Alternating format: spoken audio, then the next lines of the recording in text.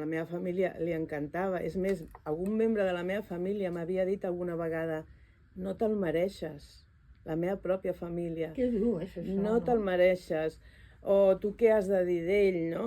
La meva família estava encantada amb ell i el que va fer quan ens vam separar va ser intentar aportar en el seu camp als meus familiars i als meus amics i de fet inclús en el meu propi fill, no? I li va dir, jo li diré al teu fill que, perquè és veritat que m'havien donat atacs d'ansietat, això no ho negaré, o sigui, jo volia saber el per què, tot això, vull dir que jo me l'estimava encara, a passar de tot, i quan vaig decidir el divorci va ser com un trencament tan enorme que jo em donaven això, atacs d'histèries, d'ansietat, llançava coses, vull dir, estava molt malament, i li va dir, jo parlaré amb el teu fill per dir que tu estàs boja i que tu necessites ajuda i tal, i jo recordo haver parlat amb el meu fill i vaig dir, fill...